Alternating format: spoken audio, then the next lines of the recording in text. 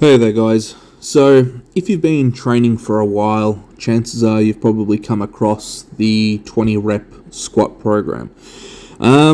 It's nothing obviously new and it's been around for ages, and there's been a lot of athletes that have tried it and had mixed results.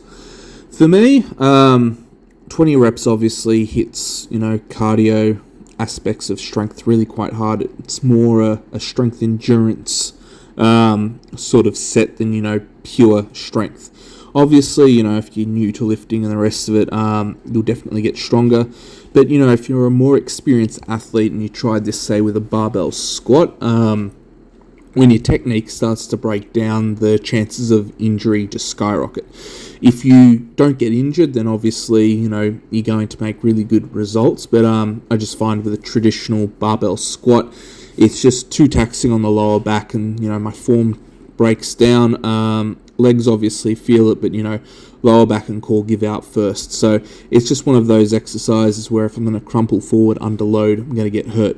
Versus if I do it with the stone and just hold the stone there, my arms, they're the things that typically want to give out first, along with heart and lungs in terms of conditioning.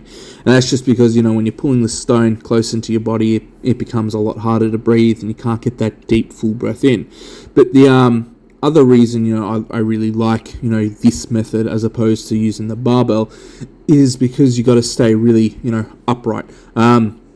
Because the stone is pulling you forward, you're then trying to lean slightly backwards, to stay upright. You're trying to keep your center of gravity, for the most part, between your feet.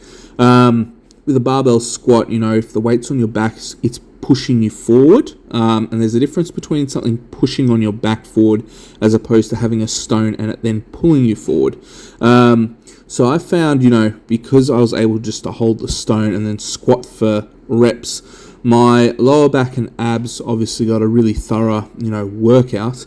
But the form can't really deteriorate too badly because it gets to a point where if you do lean a little bit too far forward, your grip's going to eventually give out, so you end up losing the stone. So in a way, it's sort of like an inbuilt safety mechanism.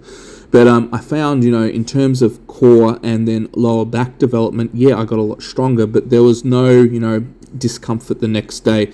You didn't, wake up and go, oh, gee, I hurt my lower back or my lower back feels off.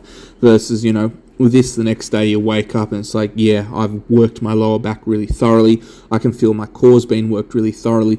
But there's nothing negative because, you're in a way limited by what you can hold. So you got to stay a lot more, upright, and that's going to have a better, I'm going to say, training effect for, core and lower back, so you don't end up injured. If you wanted to then, muck around and do, the 20 rep squat routine with, say, a traditional squat, I'd suggest that you probably pre-fatigue legs first. You could use leg press, leg extensions, whatever you want. That way the weight on your back is far less and the chances of, injury are going to be, a lot less as well.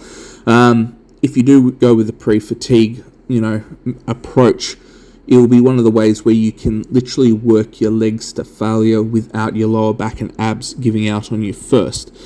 With this variation, again, my arms might give out first, followed by, lower back and core. But at least, with the lower back and core giving out in this movement, it's doing so in a way that's not going to be counterproductive, or, it's not going to be in a way that causes me injury or discomfort.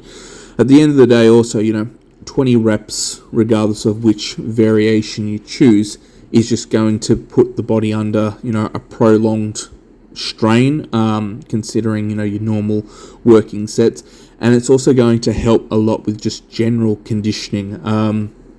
When you have the fitness to do a 20 rep set, you'll find the rest of your training doesn't feel as taxing in general. For me, I just try and limit, 20 reps just to a Tuesday. It doesn't interfere too much with the rest of my training. But that being said, Monday's heavy bench press day, and then I go and, train arms. I come into Tuesday, and I can already feel, my upper back and biceps are already pretty cooked. So you got to find a spot in your program where you can put it in and it's not going to have too much of a negative effect. And the other thing that I like about 20 reps as a whole is it just builds character. You learn, some days you'll go in, you're not feeling it. You're literally in your head, you just count to 10 reps, and then you start counting from 1 to 5 again, and then you start counting 1 to 5 again.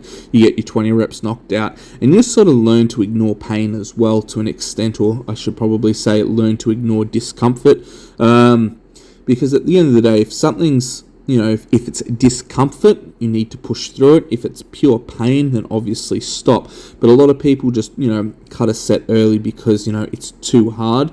And you really want to, get out of the mindset of things being too hard. You're training to get bigger and stronger, and you're training to get better in general. So, you're already started, you're already doing the movement. So, having mental strength there, just carries across to the rest of your training and the rest of, life in general.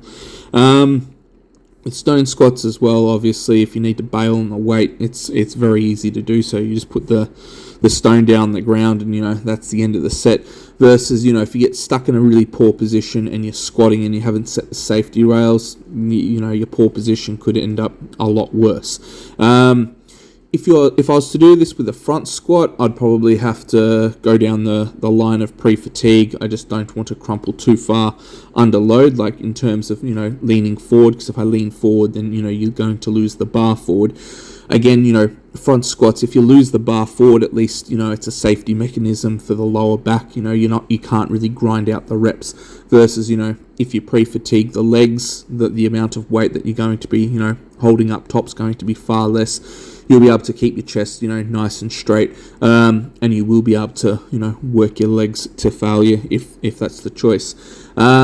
Typically, with a 20 rep squat routine, you do 1 rep, take 2 or so deep breaths, do another rep, so on and so forth. And that does work really well with a barbell variation. Holding a stone, doing that, your arms really start to burn. So it sort of comes down to, deep breath at the top, do another rep, and learning how to breathe through the reps at the same time, because, your biceps are not a normal link when it comes to, leg training. But yeah, this is just one of the exercises that I do, and I find it's a great full body movement. And it does, for me, hit the quads, but more so, the lower back and core, which I need to develop my traditional squat. So yeah, there's many ways to go about training. This is just like another take, something else that I do. If you guys have any questions, feel free to comment below, hit like and subscribe. Otherwise, have a great day wherever you are.